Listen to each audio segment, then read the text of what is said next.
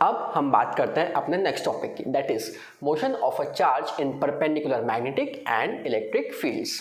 इसका मतलब अब हमें ये देखना है कि अगर कोई चार्ज कोई ऐसी जगह से जाता है जहाँ पे मैग्नेटिक फील्ड और इलेक्ट्रिक फील्ड्स आपस में कैसी हैं, परपेंडिकुलर है, तब वो जो चार्ज है उसका मोशन कैसा होगा। ठीक, तो उसके लिए हम सबसे पहले एक डायग्राम को समझते हैं, देखते हैं इस डायग्राम में हमें क्या क्या दिया हुआ है, एक सेटअप कैसा दिया हुआ है। सबसे पहले अगर हम यहाँ देखें तो हमें दी हुई दो स्लिट्स क्या होता है, एक छोटा सा गैप होता है जहाँ से इलेक्ट्रॉन जो है वो एंटर भी कर सकता है, लीव भी कर सकता है, तो बहुत छोटा सा गैप होता है। दूसरा हमारे पास एक क्या है, इलेक्ट्रॉन है, ठीक है भाई, जिसको हमें मूव करवाना है। नेक्स्ट हमारे पास में दिख रहा है, अब हमें देखिए हाँ एक और चीज़, अब हमें यहाँ पे दो चीज़ें चाहिए, एक इलेक्ट्रिक फील्ड और एक मैग्नेटिक फील्ड, और वो भी एक दूसरे के परपेंडिकुलर। तो सबसे पहले मैंने इलेक्ट्रिक फील्ड जनरेट करी। कैसे जनरेट करी, मैंने क्या किया, दो प्लेट्स ली, एक ये फर्स्ट प्लेट और ये सेकेंड प्लेट। अब मैंने फर्स्ट प्लेट को दे दिए पॉजिटिव चार्जेस, तो पॉजिटिव प्लेट हो गई पूरी। नीचे जो प्लेट थी उसको मैंने दे दिया नेगेटिव चार्जेस, तो वो नेगेटिव प्लेट हो गई। अब पॉजिटिव और नेगेटिव जो है वो क्या क्रिएट कर देंगे, एक इलेक्ट्रिक फील्ड सेटअप कर देंगे। कहाँ से कहाँ की डायरेक्शन में, पॉजिटिव टू नेगेटिव की डायरेक्शन में। तो इस तरीके से क्या जनरेट हो गई, हमारी इलेक्ट्रिक फील्ड जनरेट हो गई।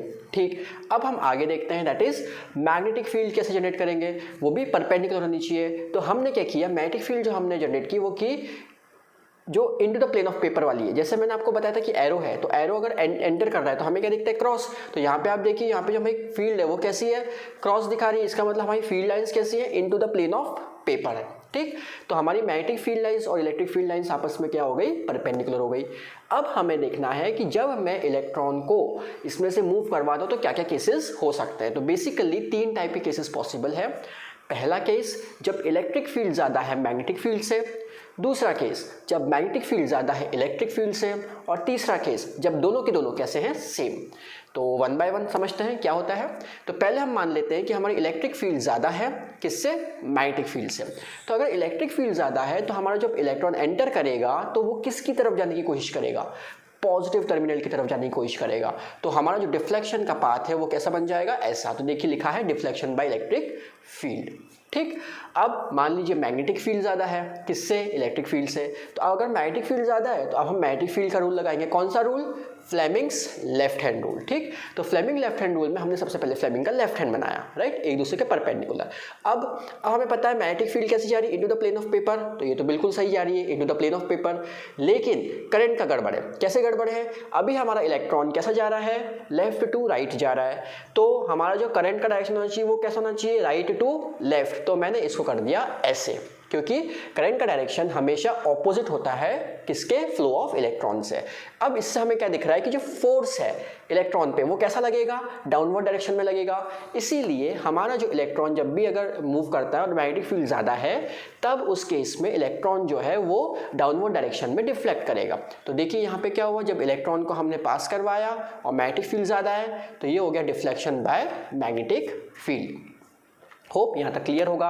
अब थर्ड केस समझते हैं, इजी सा है कि अगर दोनों इलेक्ट्रिक फील्ड और मैग्नेटिक फील्ड के जो मैग्नीट्यूड्स हैं वो दोनों कैसे हो जाए, सेम हो जाए। उस केस में क्या होगा, उस केस में इलेक्ट्रॉन जो है बिल्कुल सीधे सीधे ना इधर देखेगा ना उधर देखेगा, बिल्कुल सीधे सीधे दूसरी स्लिट से बाहर चला जाएगा। मतलब उसे हम बोलेंगे अनडिफ्लेक्टेड इलेक्ट्रॉन। ठीक, तो उसके बारे में थोड़ी सी और चीज़ें थ्योरी पढ़ते हैं। ठीक है, यहाँ तक आई थिंक क्लियर होगा कि क्या क्या केसेस हो सकते हैं। तो पहली चीज़, only those electron will pass undeflected through the slit S2 on which the electric and magnetic forces are equal and opposite।